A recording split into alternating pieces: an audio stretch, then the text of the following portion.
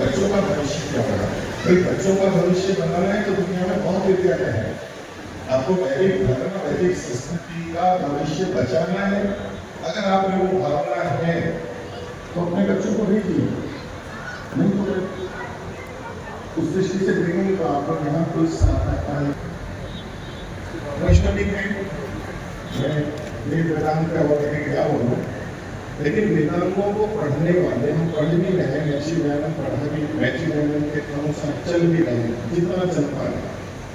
तो स्वभाव में इतना दबाव गुरुकुल या गुरुकुल के आचरणों पर रहता है। आप ये तो पढ़े ही नहीं, आप ये तो पढ़ा ही नहीं है, जितना पढ़ाने वो क्या काम है,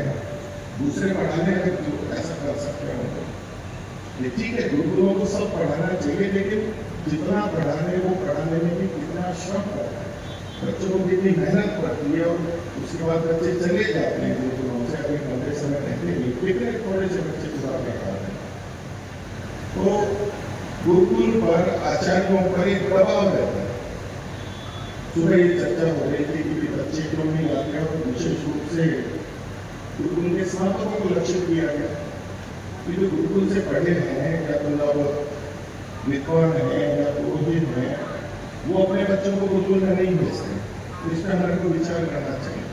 बिल्कुल विचार करना चाहिए, लेकिन क्या विचार करना चाहिए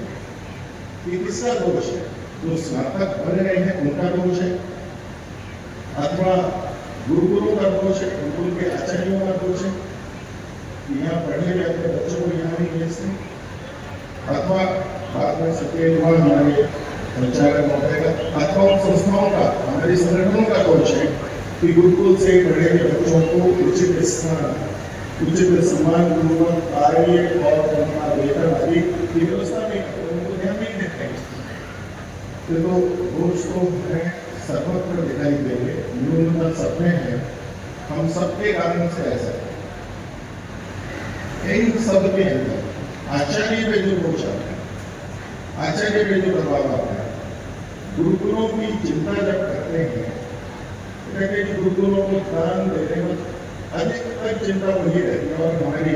पार्लियामेंट यूनिवर्सिटी आपने गुरुकुल के दान दे दिया, बहुत अच्छी बात है। वो जो गुरुकुल को चलाने संभालने वाले हैं, आचार्य हैं, उनके दिन उनको कोई पूछने के लिए आते हैं, कितने पूछते हैं उनको आप कैसे दिन रात काम करते हैं, आप कैसे दबाव में काम करते हैं, किन आदर्शों को लेकर के आप काम कर रहे हैं, उनके भी कुछ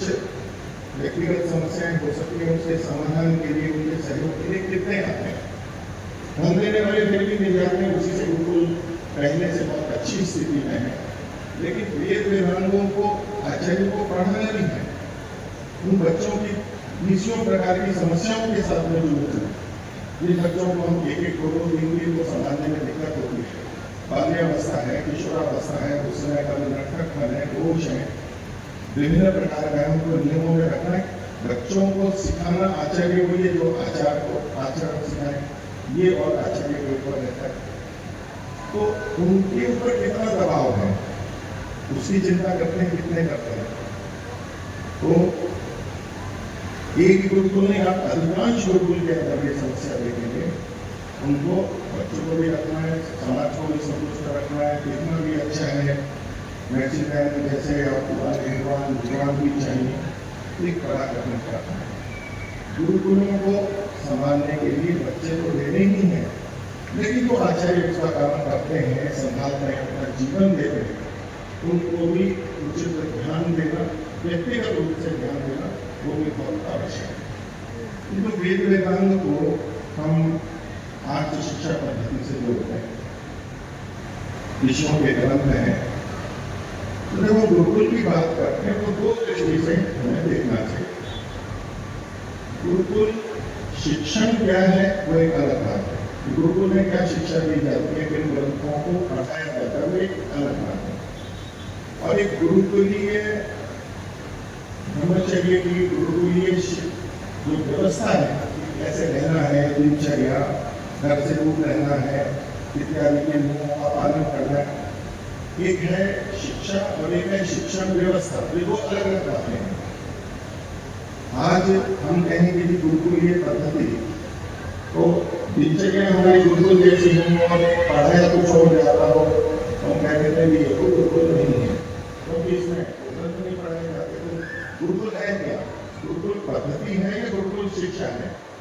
अथवा कोई कहे यहाँ ग्रंथ तो ये पढ़ाते हैं, आप शिक्षक पढ़ाते हैं, वेदांतों को पढ़ाते हैं, लेकिन दिनचर्या गुरुकुल की नहीं है, तो क्या हम उसको गुरुकुल की पद्धति कहेंगे?